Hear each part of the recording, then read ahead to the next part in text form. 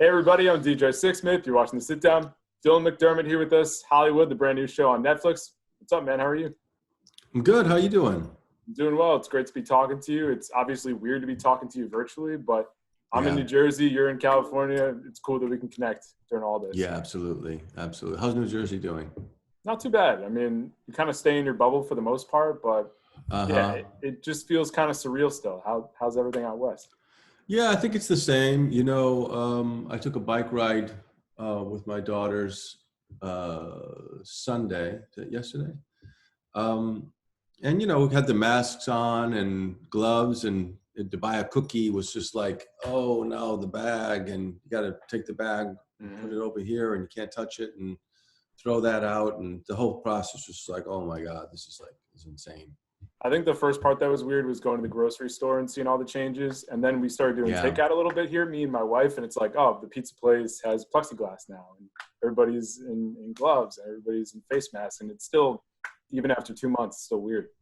Yeah, it is. It's surreal. I long for those days that we used to have. But I do believe somewhere we're going to be better for it. I think we're going to be deeper, more considerate people. I know that I've definitely challenged myself to go deeper and with this time, because that's all we have is time, and ask myself the bigger questions about myself, life, and relationships.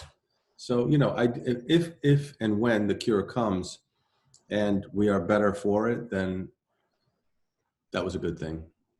I'm right there with you. Yeah. We're going to Just evolve. not, yeah. We obviously it's horrible that people have lost their lives and people are broke. That's all horrible. And I feel every day, I try to look at real people every day. So it's not just a number. 100,000 people died, or however many people died in the United States or in the world, because it's so easy to get into numbers and say, oh, that many people died, But when you attach a face, or especially these elderly couples that have been dying lately together, it's just so heartbreaking. Yeah, I mean, nursing homes here in Jersey have been ravaged. Oh. I have a friend who's an essential worker who didn't even know he had coronavirus, and he was working for a month and just got the antibody test. So, like, that's when it becomes real. When it's right at your doorstep, it's not just numbers anymore. It's not just Yeah. finding the curve.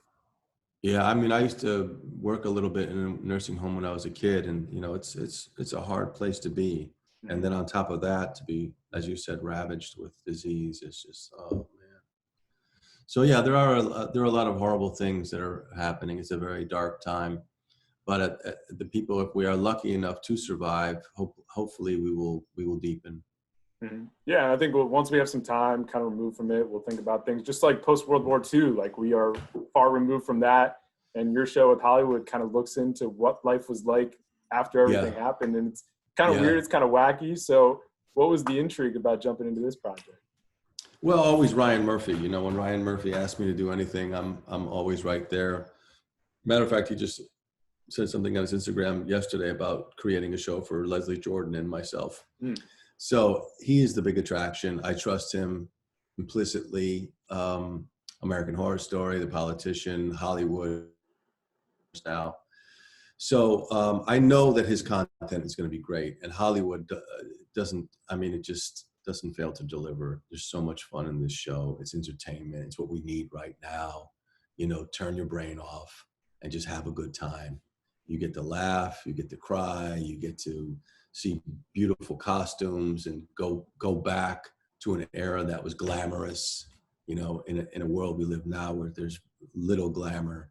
You get to kind of see a world that is so far apart from where we are now. And I think that's why people are responding to it. It's number 3 on Netflix right now in the United States. And I think that people need a little bit of that. I think we need to escape, if you will.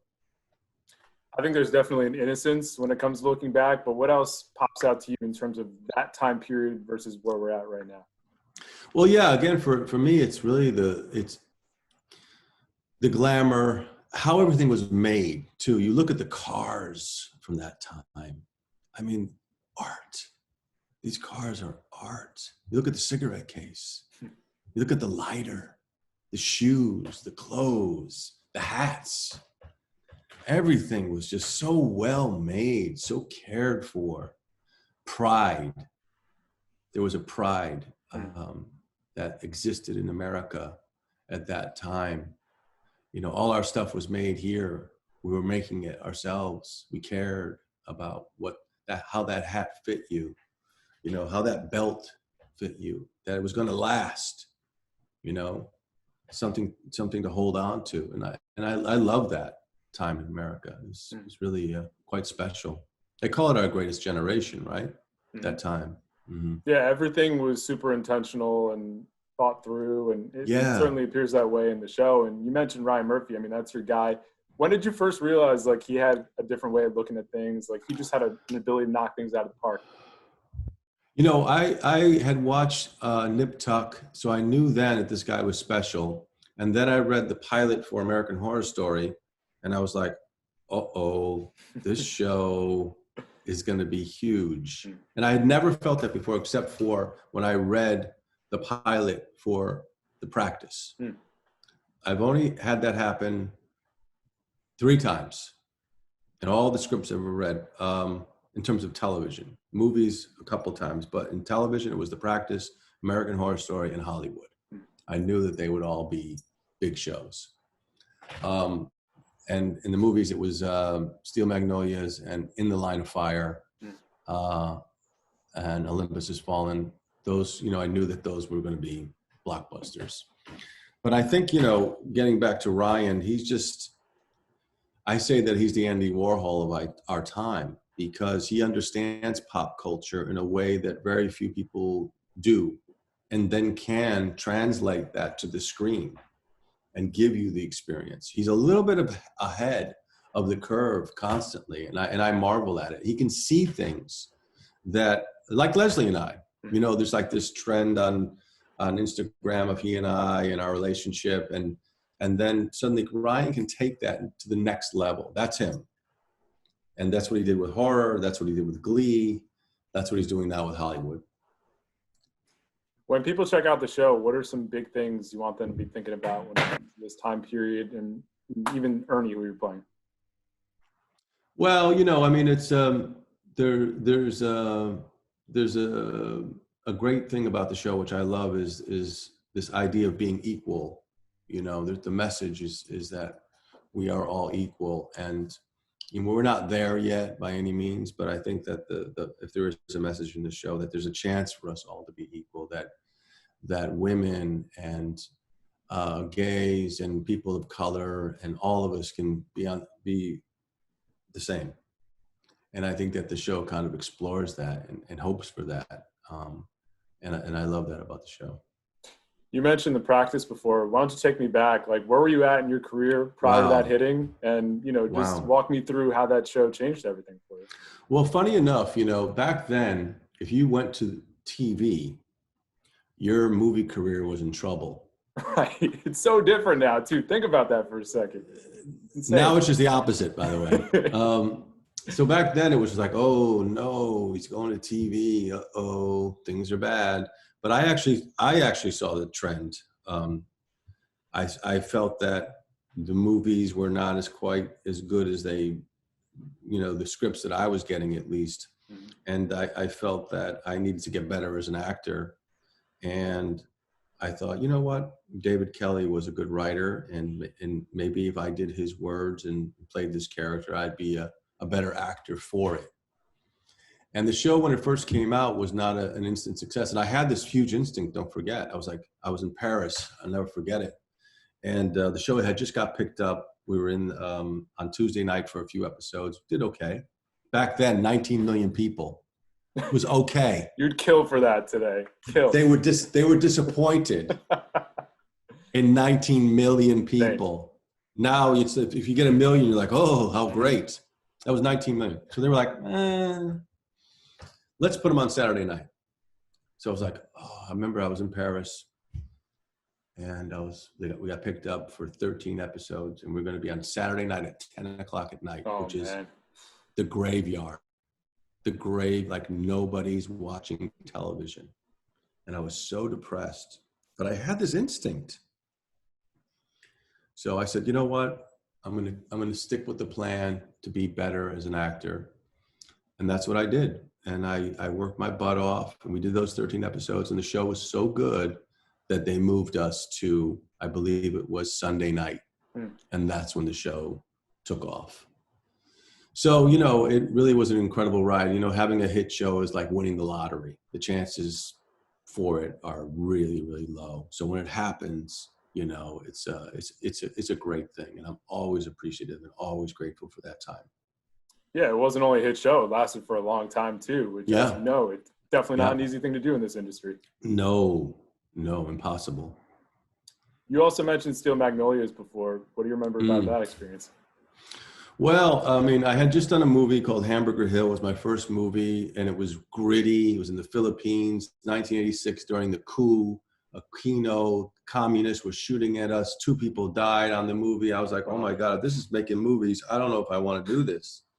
And then I got cast in Steel Magnolias, and I was like, I had never seen craft service and lunch. The lunch was like a 4-course dinner, and then there's Dolly Parton and Shirley MacLaine and Sally Field and Sam Shepard and you're just like, oh my God, this is like incredible. And then everybody's asking you. It was the first time in my life that anybody ever asked me if I wanted something, and I was like, could I have a cup of coffee? So it was like in trailers, you know, we didn't have trailers on Hamburger Hill. We had one costume, and they spray us down when we got dirty. And so suddenly I was in the midst of Hollywood glamour. Herb Ross was directing, and Ray Stark was producing, and John Alonzo was the cameraman who shot Chinatown. So the lighting was beautiful. This was my idea of Hollywood. You know what I mean? So it was really a magical time, and that movie has lasted the test of time, 30 years. Wow, yeah. They just re-released it in the theaters, which is, I can't believe it's 30 years. That's insane. So going off that point, you've had all these different chapters to your career. What have been some of the keys in sustaining things, succeeding, and also, you know, keeping things moving? Well, I'll tell you, that's the hardest, you know, because it's really, really, really, really, really hard to have success as an actor. So hard. But what's even harder is to sustain that success. Almost impossible. Because I've seen so many people come up, have a moment, disappear. We've all seen that. You know, where'd they go? I wonder what happened to them. And, you know, they're just gone. So, you know, I've been very keenly aware of that disposal system in Hollywood. And, you know, I've always had to reinvent myself. I've always had to try to pick and choose the right project, attach myself to the right players, because, you know, it's like being on a winning team, right? Mm-hmm. You want to be on the winning team, you know. I love the Knicks. Me too. It's a rough life, man. I love the Knicks. But if you're going to give me a chance to be on the Lakers, I want to be on the Lakers because I want to win. Totally. As much as I love the Knicks, I mean, the track record is abysmal. I'm going to support them. I'm going to love them. But who do I want to play for? So, you know, I try to attach myself to winners, because there's nothing worse than being on a losing team.